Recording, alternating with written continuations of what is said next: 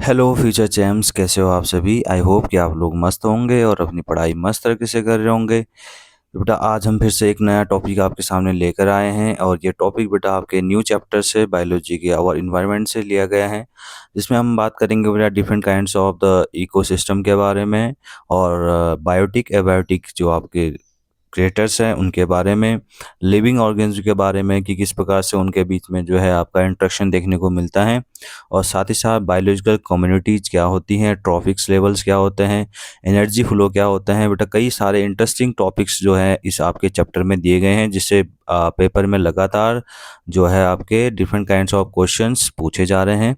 तो बेटा इस चैप्टर के शुरुआत में हम जो है बेसिक इंट्रोडक्शन से इस चैप्टर की शुरुआत करेंगे, जिसमें हम जो है इकोसिस्टम के बारे में, उसकी डेफिनेशन और साथ ही साथ बायोटिक और अबायोटिक फैक्टर्स के बारे में जानेंगे। टाइप्स ऑफ इकोसिस्टम की कितने प्रकार का इकोसिस्टम होता है और हाउ दे वर्क और ये किस प्रकार से वर्क करता है। तो बेटा शुरू करते हैं फर्स्ट स्लाइड से। तो बेटा फर्स्ट स्लाइड में हम देखें कि फर्स्ट क्वेश्चन जो पूछा जाता है कई बार पेपर में, तो what is the an ecosystem, यानी कि इकोसिस्टम क्या होता है। तो इसकी डेफिनेशन हम किस प्रकार से लिख सकते हैं उसके बारे में हम डिस्कशन करेंगे। So an ecosystem consist of all living organism, that means जितना भी आपका इकोसिस्टम होता है, आपका जो भी इकोसिस्टम होता है वो आपके सारे लिविंग ऑर्गेनिज्म से मिलकर बना होता है, जो कि एक साथ रहते हैं इन ए स्पेसिफिक इन्वायरमेंटल हैबिटाट, यानी कि जहाँ उनका एक इकोलॉजिकल नेचर होता है, साथ ही साथ एक अनुकूलित जो आपका पर्यावरण होता है उसके अंदर ये सारे लिविंग ऑर्गेनिज्म जो है एक साथ पाए जाते हैं एंड फॉर्मिंग द बायोस्फीयर, और सारे मिलकर जो है एक बायोस्फीयर का आपका फॉर्मेशन कर रहे होते हैं। मोस्ट इम्पोर्टेंट है and encompasses interaction between the plants, flora and animals. तो यहाँ पर जो है हम एक प्रकार से जो सहसंबंध है प्लांट्स और एनिमल्स के बीच हमें देखने को मिलता है, यानी कि प्लांट्स को बेटा यहाँ पर जो है फ्लोरा बोला जाता है, एनिमल्स को फ्यूना बोला जाता है। कई बार ये बायोलॉजिकल टर्म्स जो है पेपर में पूछ दिए जाते हैं कि फ्लोरा और फ्यूना किसको बोला जाता है। तो वहाँ पर आप लिख सकते हैं कि जो फ्लोरा वर्ड्स होता है वो प्लांट्स के लिए इस्तेमाल होता है और फ्यूना वर्ड्स जो होता है वो एनिमल्स के लिए इस्तेमाल होता है। तो the food chains and the food webs, बेटा किसी भी आपके इकोसिस्टम के अंतर्गत जो आपके लिविंग ऑर्गेनिज्म हैं, जिसके अंदर सारे आपके प्लांट्स और आपके एनिमल्स देखने को मिल रहे हैं, तो इनके बीच में बेटा एक को रिलेशन होता है, जहाँ पर जो है ये एक फूड चेन को क्रिएट कर रहे होते हैं और कई सारी छोटी छोटी फूड चेन्स आपस में जो है कंबाइंड होकर जो है एक फूड वेब का जो है फॉर्मेशन कर रही होती हैं।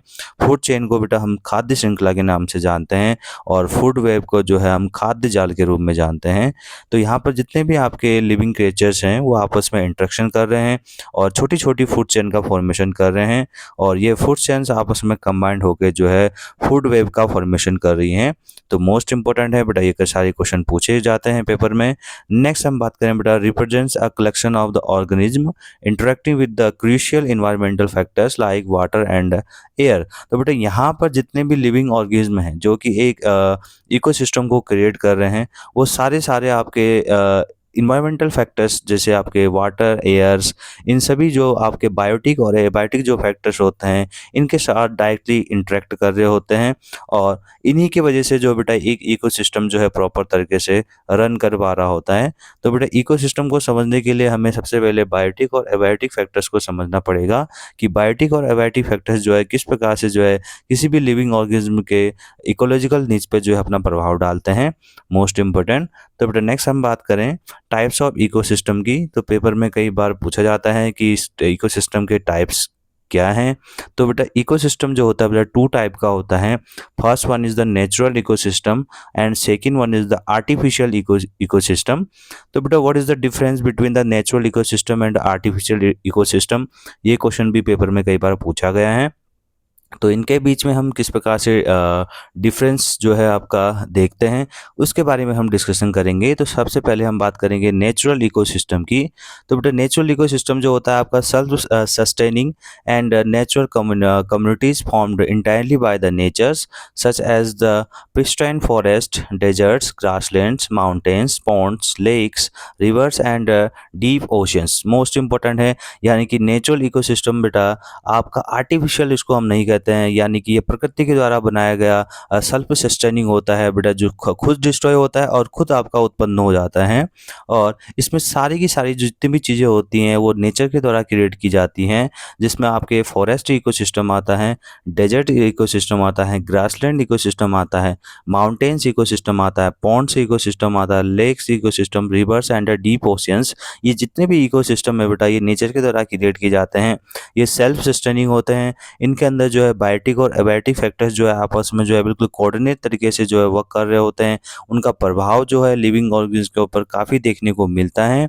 और यहाँ पर जो है आपका ह्यूमन का कोई भी इंटरफेयर देखने को नहीं मिलता है। तो इस प्रकार के इकोसिस्टम को नेचुरल इकोसिस्टम के नाम से जाना जाता है। नेक्स्ट हम बात करें आर्टिफिशियल इकोसिस्टम। तो ecosystem creates modified or managed by the humans to sustain the specific living collections, including the manicured the gardens, parks, agriculture, crops, fields, aquariums and zoos। तो बेटे आर्टिफिशियल जो इकोसिस्टम होता है, यानी कि ये आपका कृत्रिम जो आपका पारितंत्र जिसको हम कहते हैं, ये मानवकृत होता है। यानी कि यहाँ पर जितनी भी आपकी चीज़ें होती हैं जो लिविंग ऑर्गेनिज्म होते हैं और जो इकोलॉजिकल निच क्रिएट किया जाता है बेटा वो ह्यूमंस के द्वारा किया जाता है। और यहाँ पर जो है एक नेचुरल इकोसिस्टम की बेटा की कॉपी करने की जो है कोशिश ह्यूमंस के द्वारा की जाती हैं। तो यहाँ पर जो है कई सारे गार्डन्स का फॉर्मेशन, जहाँ जो है डिफरेंट काइंड्स ऑफ ट्रीज को लगाया जाता है एक बड़े से एरियाज में। पार्क्स बनाए जाते हैं। आपके एग्रीकल्चर जो क्रॉप्स फील्ड्स होते हैं ये बेटा मानव की तरह आपके बनाए जाते हैं। एक्वेरियम आपके रखे जाते हैं जहाँ पर जो है different kinds of living fossils creatures के बारे में आपका जहाँ पर हमें देखने को मिलता है। और जूस बनाए जाते हैं बेटा, आर्टिफिशियल एक हैबिटाट क्रिएट किया जाता है जहाँ पर जो है डिफरेंट काइंड्स ऑफ एनिमल्स को जो है रखा जाता है। यहाँ पर जो है उनका हैबिटाट जो होता है वो आपका एक नेचुरल इकोसिस्टम की तरह देखने को मिलता है, बट वो आपका नेचर के द्वारा क्रिएट नहीं किया गया होता है, वो आपका मैन मेड होता है। तो बेटा इनके बीच में ये बेसिक डिफरेंस हमें देखने को मिलता है natural ecosystem and artificial ecosystem के बीच में। नेक्स्ट हम बात करें कंपोनेंट्स ऑफ इकोसिस्टम। तो कंपोनेंट्स में बेटा हम बात करेंगे एबायोटिक फैक्टर्स की और बायोटिक फैक्टर्स की, यानी कि आपके जो जैविकीय घटक होते हैं और अजैविकीय जो घटक होते हैं इनके बीच में क्या डिफरेंस देखने को मिलता है। तो एबायोटिक फैक्टर्स क्या होते हैं? Non living chemical and physical elements of the environment that influence the living organism. तो बेटा यहाँ पर जो है ऐसे आपके ये नॉन लिविंग केमिकल्स हो सकते हैं या फिर ये फिजिकल एलिमेंट्स हो सकते हैं किसी भी आपके जो इन्वायरमेंट के, दैट इन्फ्लुएंस जो कि जो है किसी भी लिविंग ऑर्गेनिज्म को क्या करते हैं, इन्फ्लुएंस करते हैं, उसको प्रभावित करते हैं। इंक्लूडिंग द सॉयल कंपोजिशन हो सकता है, एटमॉस्फेरिक एयर यहाँ पर आती हैं, वाटर इसके अंदर देखने को मिलता है, अवेलेबिलिटी जो होती है वाटर की, और टेम्परेचर जो होता है। इसके अलावा भी कई सारे आपके एबायोटिक फैक्टर्स होते हैं जो कि आपके किसी भी लिविंग ऑर्गेनिज्म को जो है इन्फ्लुएंस करते हैं। उसके हैबिटाट्स इकोलॉजिकल जो नीच होता है उसके ऊपर जो है उसका प्रभाव देखने को मिलता है।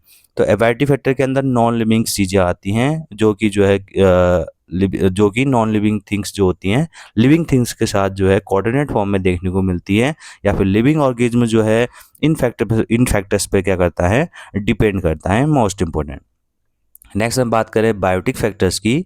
तो living organism with in the environment that save the ecosystem, यानी कि बेटा ये पूरे इकोसिस्टम को एक आकार देने का काम कर रहे होते हैं। किस प्रकार की मॉर्फोलॉजी इकोसिस्टम की रहेगी, किस प्रकार का एक स्ट्रक्चर वो आपका इकोसिस्टम का रहेगा किसी भी बायोस्फीयर के अंदर, बेटा इसको डिसाइड जो करते हैं वो आपके बायोटिक फैक्टर्स करते हैं। And comprising the green plants, animals, microscopic microbes and fungi interacting and continuously. तो बेटा इसके अंदर कई सारे आपके जो ग्रीन प्लांट्स होते हैं, एनिमल्स होते हैं, जो माइक्रोस्कोपिक आपके माइक्रोब्स होते हैं, फंगी होती हैं, ये बेटा आपस में हमेशा जो है कोऑर्डिनेट फॉर्म में रहती हैं। ये एक दूसरे के साथ जो है आपके संपर्क में रहती हैं, एक दूसरे को जो है इन्फ्लुएंस करती हैं। तो इनके बीच में जो है एक हार्डकोर आपका कम्युनिकेशन हमें देखने को मिलता है। तो बायोटिक फैक्टर्स और एबायोटिक फैक्टर्स में बेटा जो मुख्य जो हमें अंतर देखने को मिल रहा है वो ये है कि एबायोटिक फैक्टर्स के अंदर जितने भी आपकी नॉन लिविंग थिंग्स हैं वो आ रही हैं, और बायोटिक फैक्टर्स के अंदर जो है आपके जितने भी आपके लिविंग आपके क्रिएचर्स हैं वो बेटा हमें देखने को मिलते हैं। और दोनों जो है एबायोटिक फैक्टर और बायोटिक फैक्टर्स जो होते हैं किसी भी लिविंग ऑर्गेनिज्म की को इन्फ्लुएंस कर रहे होते हैं, उसके इकोलॉजिकल नीड्स को इन्फ्लुएंस कर रहे होते हैं, और इनका प्रभाव जो है आपका डायरेक्टली और इनडायरेक्टली जो है इन जीवों पर जो होता है पड़ रहा है। और साथ ही साथ मोस्ट इम्पोर्टेंट, और इन सब का जो है हमें जो निष्कर्ष हमें ये देखने को मिल रहा है कि इनका प्रभाव जो है पूरा इकोसिस्टम पे ऊपर पड़ता है। मोस्ट इम्पोर्टेंट ट्रॉफिक और बायोटिक फैक्टर्स जो हैं आपके बेटा किस प्रकार से एक दूसरे को इंटरेक्ट कर रहे होते हैं, प्रोड्यूसर्स के बारे में, कंज्यूमर्स क्या होते हैं, डिकम्पोजर्स क्या होते हैं, इसके बारे में हम जो है बेटा फर्दर नेक्स्ट वीडियो में डिस्कशन करेंगे। तब तक के लिए आप जुड़े रहिए बायोलॉजी ट्यूशन क्लासेस के साथ। आप अपने नोट्स प्रिपरेशन अच्छे से कीजिए, खुश रहिए, मस्त रहिए। मिलते हैं नेक्स्ट वीडियो में। Thanks for watching.